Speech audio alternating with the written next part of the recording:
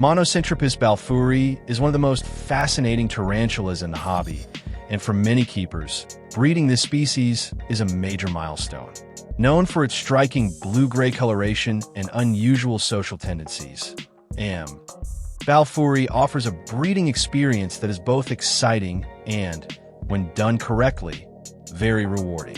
In this video, we'll walk step by step through the entire breeding process, from selecting the right male and female, to pairing, post-pairing care, egg sac timelines, and common mistakes to avoid.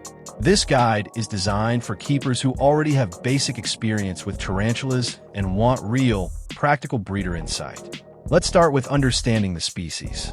Monocentropus Balfouri originates from the island of Socotra, off the coast of Yemen. In the wild, they inhabit dry, rocky terrain with limited rainfall. This natural environment explains many of their behaviors in captivity, including their tolerance for communal living and their preference for dry conditions with access to deep retreats. One of the most important factors for breeding success is maturity timing. A mature male Monocentropus Balfouri is easy to identify once you know what to look for. He will have visible tibial hooks on the first pair of legs and bulbous palpal organs used for sperm transfer. Males tend to be more slender, with longer legs, and once mature, they will often become restless, roaming their enclosure and refusing food.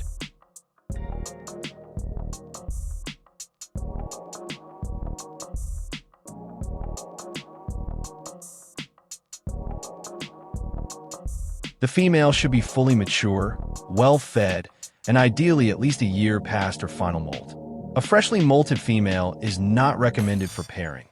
Allow at least 6 to 8 weeks post-molt to ensure her exoskeleton is fully hardened and her reproductive system is ready.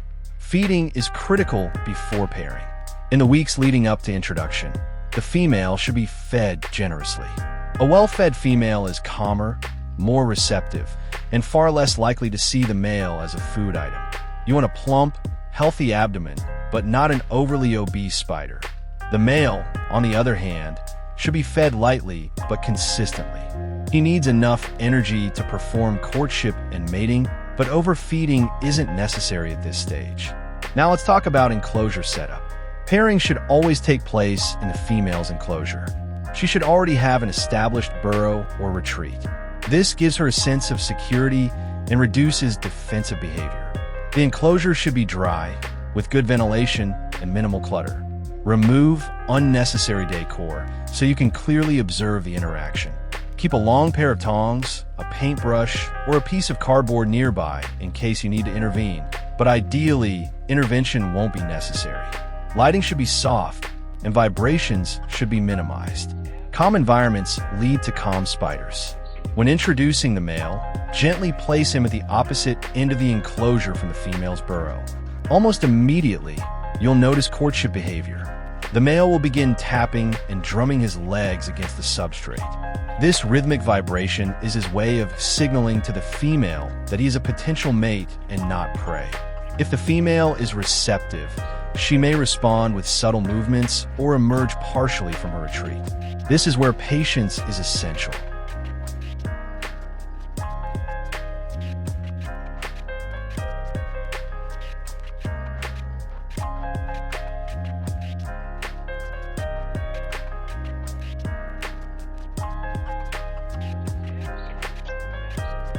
Courtship can last anywhere from a few minutes to over an hour.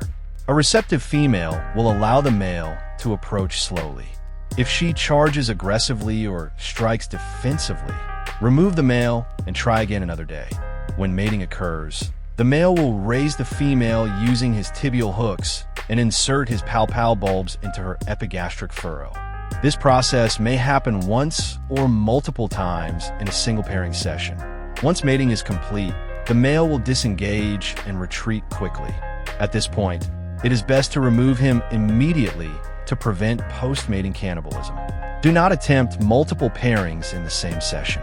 After pairing, the female should be left completely undisturbed.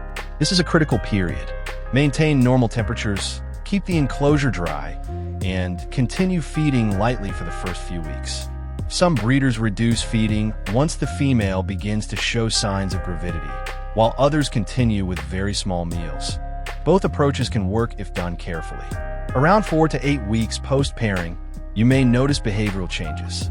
The female may seal off her burrow, reduce activity, or refuse food entirely. These are all normal signs that an egg sac may be forthcoming. Egg sac production typically occurs anywhere between 2 and 4 months after successful pairing, though timelines can vary. When the egg sac is laid, the female will guard it closely, rotating it periodically to ensure proper development. At this stage, do not disturb her unless absolutely necessary.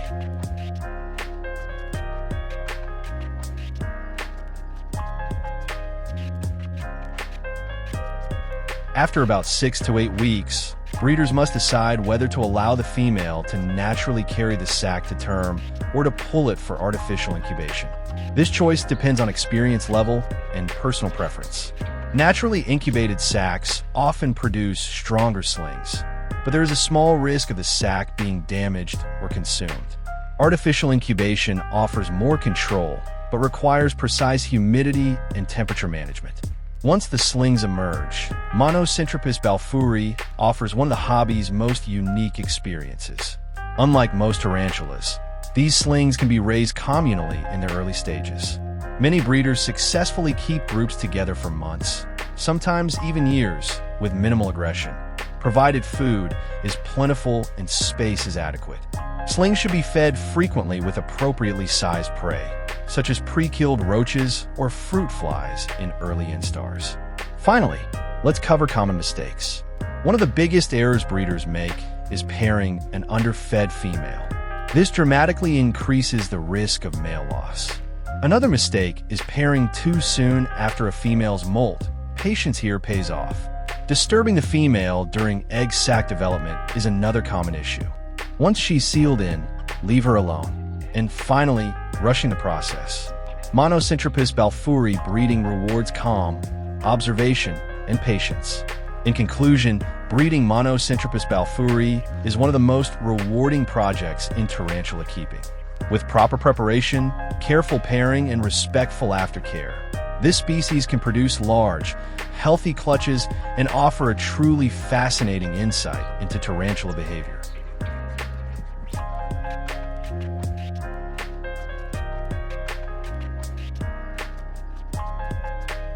Here are some interesting facts about Monocentropus balfouri. Monocentropus balfouri is famous for its communal behavior. Unlike most tarantulas, which are highly territorial, balfouris can live together peacefully in groups, sometimes even sharing burrows, as long as space and food are sufficient. This species is native only to the island of Socotra, off the coast of Yemen. It does not naturally occur anywhere else in the world, making it one of the most geographically isolated tarantulas in the hobby. Juvenile balfouris often display bright silver blue or gray coloration, which gradually deepens and darkens as they mature. Adult females tend to develop a more muted, earthy tone, while males remain lighter and leggier. Despite being an old-world tarantula with medically significant venom, Monocentropus balfouri is generally considered calm and non-defensive when kept correctly. Bites are extremely rare, and they rely more on retreat than aggression.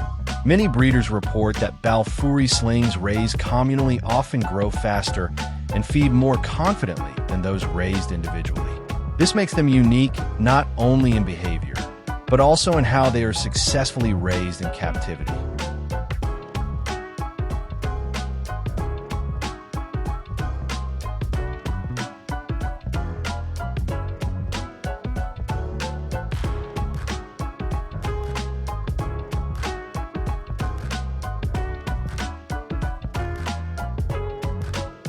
Thanks so much for watching.